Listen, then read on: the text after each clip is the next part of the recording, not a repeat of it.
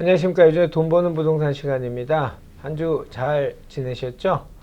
내일 뭐 또 비가 좀 온 다음에 강추위가 온다고 합니다. 이제 뭐 겨울이니까 일상이죠. 일상인데 어쨌든 우리 시청자 여러분 건강 유의하시고요. 건강하셔야 뭐든지 하실 수 있는 거 잘 아시죠? 건강하십시오. 자, 오늘 주제 앞으로 펼쳐질 전세와 월세 시장의 변화, 금리 인상 그리고 대출 규제 같이 다뤄보도록 하겠습니다. 자, 오늘 앞으로 펼쳐질 전세 월세 시장의 변화라는 주제를 가지고 오늘도 저에게 부동산 인사이트를 주실 분입니다. 주식회사 도시아공간 곽창석 대표님 나오셨습니다. 안녕하십니까? 네, 안녕하십니까? 네, 안녕하세요. 곽 대표님은 뭐 저희뿐만 아니고 뭐 다른 이제 종합 경제 매체 그 유튜브 방송도 출연 가끔 하시던데 뭐 주제는 일관성이 똑같고 반응하는 분들도 똑같죠? 반응들은요? 글쎄요, 뭐 제가 다른 곳은 별로 안 나가죠. 거의 안 그렇죠. 나가고 오비스트만 출연을 하는데 아무래도 이제 좀 매체 영향력이 큰 데들 가면은 종합경제지. 조회수도 많고 뭐 댓글도 많고. 근데 제가 뭐 일간지에 전혀 안 나가기 때문에 예전에 뭐 한 15년, 20년 전에는 많이 나갔었는데 그러니까 아무래도 인지도가 좀 떨어지죠. 설마요. 자, 한국 부동산원 통계 잠깐 말씀드릴게요. 서울 아파트 월세 반전세 포함해서 전월세 가격이 한 0.32% 상승했다는 매체 보도가 있었고요. 또 특히나 우리가 눈여겨볼 게 지난해 9월 29일 날 그 갱신하는 과정에서 전세보증금 월세로 바꾼 전월세 전환율을 아주 공식적으로 4%에서 2.5% 낮췄습니다. 그러면 월세 가격이 떨어져야 되는데 그렇지 않죠. 이 강제적인 입법의 영향으로 강제 규정, 강행 규정으로 넣었을 때 순응하고 시장에서 반응하는 게 아니고 역반응, 변이된 반응들이 자꾸 나온다는 이런 의미일 것 같습니다. 자, 곽 대표님 시작해 주시죠. 요즘에 이제 매매가 상승률은 좀 주춤한데 반해서 월세가 많이 뛰고 있죠. 예, 그렇죠. 특히 그 대출 규제 이후에 월세가 많이 반등한다, 특히 반전세 이런 게 오른다는 얘기를 많이 들으셨을 거예요.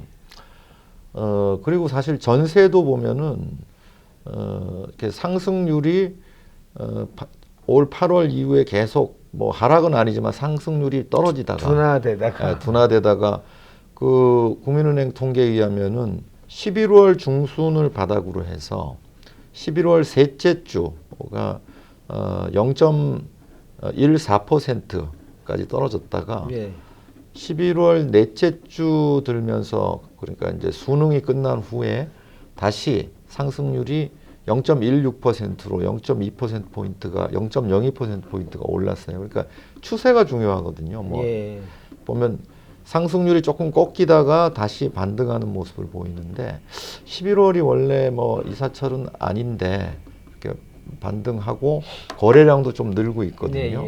이걸 봐서는 수능의 영향도 또 좀 있었을 것 같고 또 이제 대출 규제 전세 대출을 뭐 해준다고는 했지만 잘 안 해주다가 조금씩 풀리는 그런 영향들도 있는 것 같아요.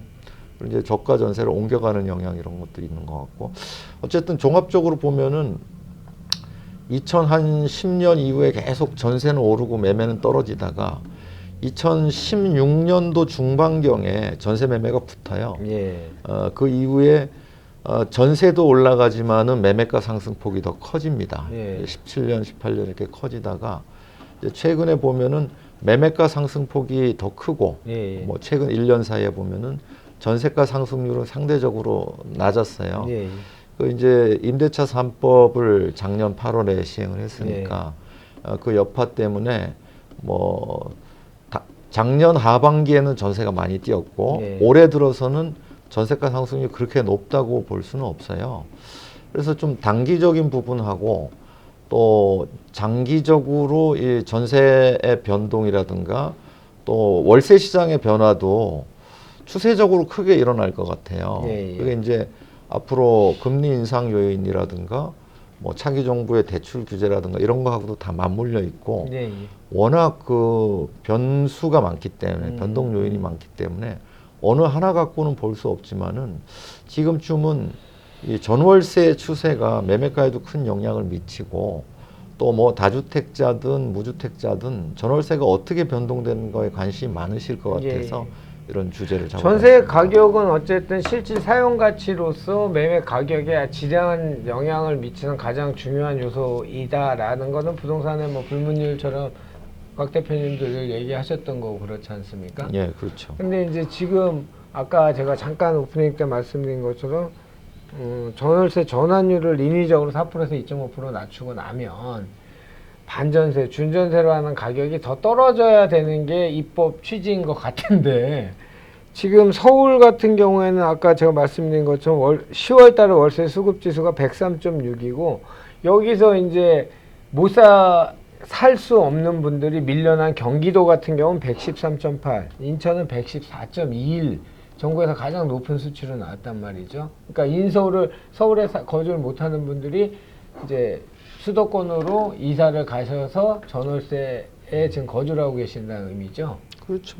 아무래도 서울은 좀 비싸니까 예, 예. 이렇게 됐다는 거고 뭐 사실 전월세 전환율은 그렇게 봐야 돼요. 뭐 그 임대 사업자에 대해서 전세를 월세로 바꿀 때 전환율을 강제한 건데 예, 예. 그건 임사자한테만 해당되는 거고 실제 전월세 전환율은 뭐 사업자가 아니면은 지역별로 다 편차들이 있어요.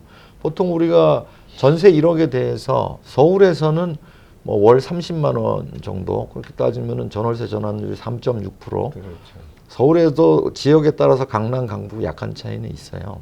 그리고 이제 경기권이나 지방으로 가면 갈수록 전월세 전환율이 점점 높아져요. 그렇죠, 그렇죠. 경기권도 서울 가까운 데는 4% 정도 하고 서울에서 좀 멀면은 4.5%, 또 지방으로 가면은 5%대가 넘어가서 아마 지금 전국 평균이 한 4.3%그 정도 수준이 아닐까 좀 추정하는 게 자꾸 예, 바뀌거든요.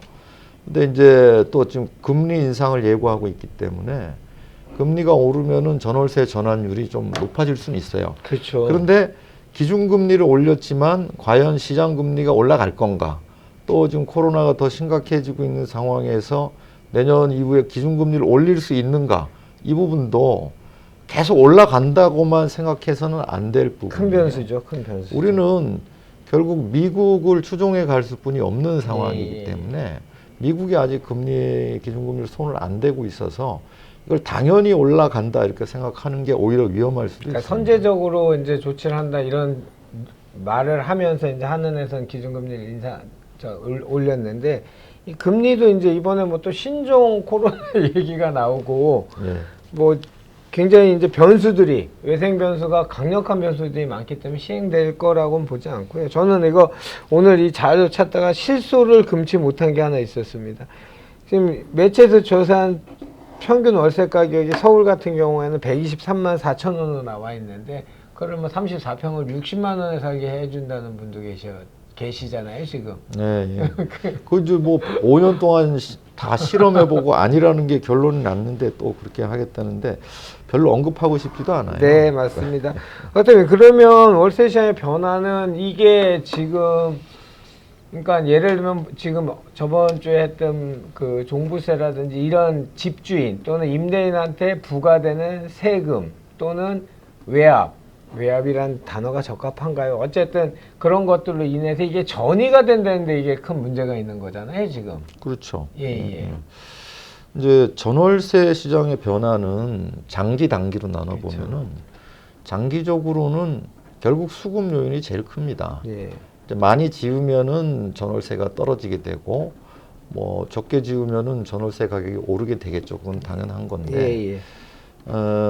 또 단기적으로는 이렇게 정책 요인이 크게 작용하거든요. 예. 뭐 대출 규제를 한다든가 뭐 전월세를 틀어막는 전월세 뭐 우리 청구권제 뭐 이런 걸 한다든가 하면은 단기에 영향을 미치게 되고 또 금리의 경우에는 결국 그 장기적으로 시장 금리가 올라간다면 결국은 전월세 가격에 영향을 미칠 수뿐이 없어요. 그 장기적으로 금리가 올라가면은 전세에 우선 큰 부담을 주게 되고요. 그렇게 되면 전세 가격 하락 요인이 되는 겁니다. 그리고 월세에 있어서는 장기적으로 금리가 올라가면은 오히려 월세를 상승시키는 요인이 될 수 있거든요.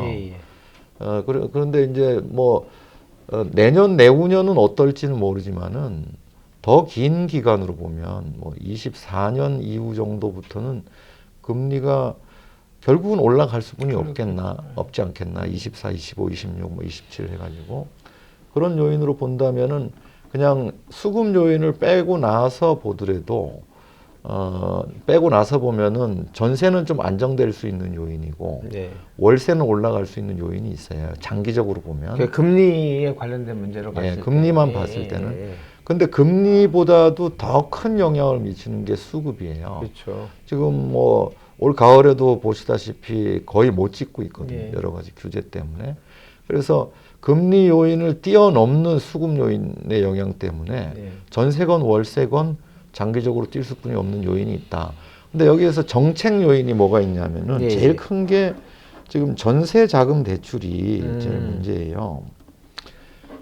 이 전세 자금 대출이 이제 이 문정부 들어서 2017년부터 한 4년 정도를 보면은 현재가 대출 잔고가 한 122조 정도 되고 2017년도가 한 38조인가 정도부터 출발하거든요. 그러니까 이제 3배가 좀 넘게 좀 전세 자금 대출이 늘어나 있어요.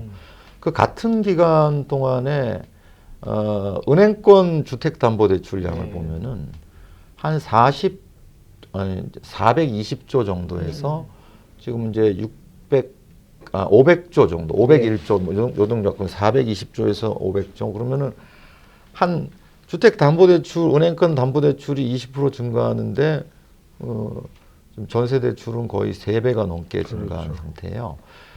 근데 전세라는 이런 제도가 우리나라뿐이 없기 때문에 이런 전세대출은 대단히 특별한 대출이에요. 그렇죠. 그러니까 전세가가 계속 올라준다면은 유지될 수 있는 대출인데 전세가 만약에 떨어진다면은 이게 굉장히 은행이 갑자기 부실화될 수 있는 내용이고 이게 일종의 신용 대출이나 마찬가지예요. 그렇죠. 이걸 이제 신용을 보강해 주는 게 보증보험에서 정책적으로 보장해 주다 보니까 기형적으로 늘어나 버린 거예요. 전세 대출이. 근데 지금 전세 대출이 한계에 이르고 있는 겁니다. 이제 그 예전에는 자기 돈으로 그냥 전세를 얻었다면은 지금은 그냥 기본적으로 자기 돈이 있어도 대출을 받아서 전세 대출을 받거든요. 그러니까 이제 정부에서도 이게 너무 빨리 늘어나니까 통제를 하려고 그래요. 늘어난 보증금에 대해서만 해준다 뭐 이런 식으로 하고 있는데 내년에 큰 이벤트가 도사리고 있는 겁니다. 내년 8월부터는 계약갱신 청구권제 전세 만기 2년 됐으면 갱신 청구권 행사하지 못한단 말이에요. 그럼 시세와의 괴리가 굉장히 큰데 이 부분에 대해서 추가로 전세 대출을 못 받는 사람들이 부지기수일 거예요. 그렇겠죠. 그러면은 어쩔 수 없이 밀려나거나 올려주거나인데 그러면 결국은 올려주는 선택을 할 때는 올려주는 금액만큼이 아까 우리 전월세 전환율 얘기했지만 그 기준에 따라서 월세화로 강제되는 그렇겠네요. 그 돈을 현상. 대출을 못 받으니까 전세 대출이 계속 나온다면은 이게 전세가 그렇죠. 유지되겠지만 이제 거의 한계예요. 더 이상 해주기는 힘든 상황까지 와 있거든요. 이거는 담보 대출이 아니기 때문에 그렇죠. 신용이 계속 갑자기 늘어나지는 않으니까. 그래서 월세로 강제화되는 상황으로 전개되면서 그러니까 월세 특히 지금 이제 주택담보대출, 뭐 전세대출 다 규제하고 있는 기조잖아요. 이러면서 전세 대출을 중단하면은 어쩔 수 없이 갱신하는 사람도 월세로 가지만은 신규로 전세 대출을 받아서 전세로 가고 싶은 사람도 강제로 월세로 이전시키는 효과가 또 발생되거든요. 그러니까 지금 월세 시장이 커질 수뿐이 없는 그런 상황으로 내몰리고 있습니다. 그러니까 이제 그렇게 신용이 좋지 않은 사람들은 뭐 은행권 돈을 이제 못 쓰니까 빠른 속도로 월세화로 진행되지 않겠는가. 그래서 여기에서 이제 내년에 만약 뭐 내년 대선 이후에 정권이 바뀐다든가 해서 새 정부에서 여러 가지 지금 뭐 부동산에 관한 구상을 내놨지만은 이렇게 보면은 거의 국회를 통과해야 될 내용들이에요. 근데 국회에서 만약 이런 입법 사항들에 대해서 협조를 안 해준다면 만약 바뀐 정부에서 할 수 있는 거는 기껏해야 이런 대출 규제 완화 이런 걸 거예요. 그래서 이런 뭐 대출, 주택 담보 대출이나 이런 거를 전세 대출이나 은행 자율에다 맡기는 상황이 온다면 은행은 전세 대출은 안 해주려고 할 거예요. 왜냐하면 거의 신용 대출의 성격이기 때문에 위험하다고 보는 거거든요. 공급이 늘어나서 뭐 갑자기 뭐 신용이 붕괴된다든가 하는 상황이 오면 은행은 망하는 경우가 올 수 있으니까 은행은 담보대출 중심으로 해주려고 할 거예요. 그럼 담보대출이 원활하게 나오는 상황에서는 집주인들은 가급적 전세는 내보내버리고 대출 받아서 월세화 시키려고 노력하겠죠. 또 전세 대출이 안 나오니까 임차인들은 뭐 어쩔 수 없이 전세로 못 가고 월세로 가려고 하겠죠. 그러니까 우리가 지금까지 뭐 60년대 이후에 계속 전세가 자리 잡을 수 있었던 거는 은행권 주택담보대출의 시장이 자율화되어 있지 않았기 때문에 전세가 남아 있을 수 있었어요. 그럼 만약에 새 정부에서 이런 대출을 선진국처럼 은행 자율에 맡겨버리는 순간에 전세라는 제도가 빠른 속도로 시장에서 퇴출될 수 있습니다. 근데 그걸 제가 정확하게 분명하게 전망하지 못하는 이유는 정부가 어떻게 할 건지를 모르기 때문에 그래요. 그러나 두 가지 경우를 다 알고 있어야죠. 우리가 이제 선진 금융 시스템으로 선진국처럼 간다면 전세가 사라지면서 월세로 간다. 이러면은 이제 그동안은 전세라는 사다리를 통해서 내 집 마련으로 연결되는 이런 구조 자체, 사다리가 없어져 버리는 거예요. 그러면은 이제 서민이 쉽게 돈을 모아서 집을 사고 하는 이런 것들이 끝나는 거예요. 그래서 제가 계속 끊임없이 집사라 얘기를 하고 있는 겁니다. 저 사람이 자꾸 투기를 조장하려고나 그게 아니에요. 저는 집값이 오르건 내리건 그런 거에 대한 관심이 있는 게 아니에요. 예, 맞습니다.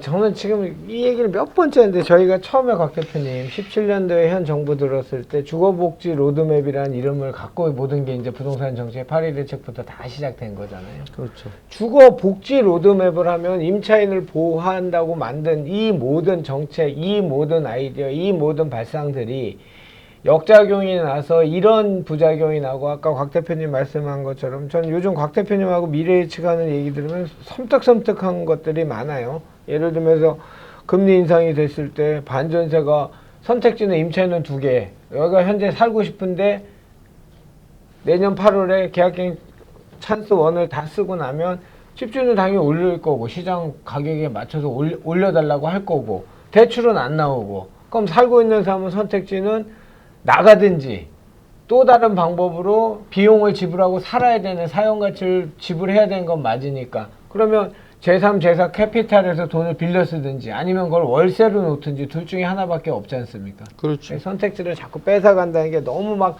화가 나고 제가 기센 부동산에서 현 정부 들어서 주거복지 로드맵 나왔을 때 주거복지 로드맵 이대로만 됐으면 좋겠습니다 라는 이야기를 시작한 것들이 기억이 나니까 이런 정책들, 이런 발상들, 이런 아이디어 같지 않은 아이디어 이런 것들 때문에 누굴 위한 복지입니까 도대체? 정부 국고 세수 증가 말고는 아무도 지금 혜택을 보고 있는 사람이 없는 이런 게임 시장을 왜 만든지 저는 정말 일개 국민으로서 분노하는 요즘입니다. 그러니까 지금 그 같은 맥락인데 지금 전세 살고 있는 분들이 이대로 가잖아요. 네. 그럼 결국 월세 내고 살아야 돼요. 그러니까요. 그리고 이제 집값은 앞으로도 뛸 가능성이 높아요. 전세가도 뛰고 월세도 뛰고 이러면은 지금 전세 사는 분들이 빠른 속도로 빈민층으로 전락할 가능성이 그렇겠죠. 높아요. 이렇게 부익부 빈익빈이 점점 더 강해지는 이런 방향으로 갈 수 있고 또 뭐 지금 월세만 오르는 게 아니고 전세도 상승할 가능성을 높게 만들어 놨잖아요. 그러니까 이제 이 정부가 잘못한 게 단기적으로도 문제를 해결하지 못했지만 장기적으로 더 문제를 크게 꼬이도록 만들어 놨다는 거예요. 모든 계속 뭐 20몇 번에 걸친 대책을 내놓을 때 잠깐 시장을 멈춰놓는 이런 것만 한 거예요. 요번에 대출 규제한 것도 마찬가지입니다. 근데 그 장기적으로는 문제 해결이 아니고 내버려두면 해결되는 문제를 더 키워놓은 거예요. 전세 월세 문제도 마찬가지예요. 지금까지가 문제가 아니에요. 앞으로가 이제 문제가 점점 커지게 만들어 놨다는 거. 이거를 이제 해결을 하려면은 참 이게 다음 정부는 큰 숙제를 안게 되는 겁니다. 우리 코로나 문제도 마찬가지잖아요. K방역에서 얼마나 많이 얘기를 했습니까? 근데 결과적으로 보세요. 이웃나라 일본은 안 나오잖아요. 근데 우리는 계속 단기적으로 확진자 안 나오는 거에만 매달리다 보니까 문제 해결을 못한 거하고 부동산 똑같아요. 문제를 더 키워놨어요. K방역은 결과가 빨리 나오는 거고요. 부동산은 숨어 있다가 더 천천히 더 크게 나타나는 겁니다. 이게 지금 진짜 삶의 문제지 않습니까? 그럼요. 이 새 사시는 분들, 임차인들은 정말 이건 삶의 그러니까 우리가 지금까지는 주거복지라는 게 삶의 질의 문제였어요. 그렇죠. 그렇게 느꼈죠. 이 정부가 만들어 놓은 게 뭐냐면 이제 삶의 질에서 생존의 문제로 만들어 놓은 거예요. 전락시킨 거예요. 살아남느냐 죽느냐의 문제로 만들어 놓은 거예요.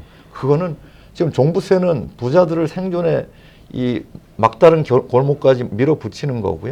서민들은 빈민으로 전락시키는 거예요. 현재 모든 임대차 관련 법들이나 이런 진행하고 있는 모든 것들이 전세 대출, 금리 인상은 뭐 여기 아무런 장기 비전이 없어요. 그냥 눈앞에 포퓰리즘이에요. 눈앞에 이 문제 해결되냐 안 되냐 보고해라 이래가지고 하는 거예요. 그러니까 이미지만 갖고 정책을 정치하듯이 한 결과가 이렇게 나타나는 겁니다. 포퓰리즘이 참 정말 무서운 거 요즘 느끼지 않습니까? 이게 예를 들면 지금 곽 대표님 말씀한 것처럼 단기간에 문제가 생겨 어디 집값이 올랐대. 그러면 집값 규제를 해. 대출 규제하고 해. 그러면 이제 이게 파생되는 효과에 대해서 단 1도 생각을 안 한 정책들을 편 결과가 이 대한민국을 이 쑥대밭을 지금 만들어 놓은 거죠. 그런 거죠? 그런 겁니다. 당장 뭐 이제 이사철이 도래하고 있으니까 뭐 전세 오르겠죠. 또 내년 8월 되면은 계약갱신 청구가 끝나는데 그게 또 뭐 이미 움직이는 건 내년 봄부터예요. 8월이 만기면은 벌써 뭐 2, 3월 되면은 6개월 전에 통지하거든요. 나가세요 하는 거니까 봄부터 움직일 수 있는 거예요. 그래서 잘 생각하셔야 됩니다. 하여튼 전세 월세 문제는 장기적으로 수급 요인이기 때문에 차기 정부에서 많이 공급한다면은 한 2026년 이후에는 어느 정도 안정될 수 있지만은 그렇지 않으면은 더 장기화될 수도 있다는 문제가 있고 내년 새 정부에서 이 그 대출 문제를 주택담보대출 문제를 시장 자율에 맡길 경우에는 빠른 속도로 월세화로 진행될 수뿐이 없는 어떤 배경, 뭐 지평 이런 것들이 현재 조성돼 있다 이렇게 볼 수 있겠습니다. 그렇게 되면 무주택자들은 집 구하기는 요원이 아니고 거의 불가능해지는 결과에 도달하는 거죠. 그렇죠. 선진국보다도 훨씬 더 어려워질 거예요. 알겠습니다. 제가 뭐 리액션에 황태자라고 소문이 났던데요. 한숨 리액션. 제가 한숨이 저절로 납니다. 제가 몇 주째 요 끝에 제가 읽은 책 글을 글귀를 소개해 드리는데 오늘 저번 주도 이번 주도 저 자신한테 하는 말인 것 같습니다. 오늘 글귀는 좋은 내용입니다. 오늘 나의 모습은 어제 품었던 나의 생각에서 나온다. 오늘 나의 생각은 내일 있을 나의 삶을 채운다. 나의 의식의 창도 그것이 삶이다. 라는 구절을 읽었습니다. 오늘 좋은 생각하면 내일 좋은 행동으로 나타난다는 뜻이겠죠. 근데 오늘 이렇게 분노하면 제가 내일 또 분노 조절 장애가 되면 어떡할까 걱정이 되는 요즘입니다.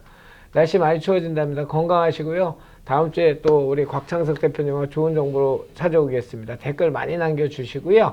좋아요, 구독 많이 눌러주시기 부탁드리겠습니다.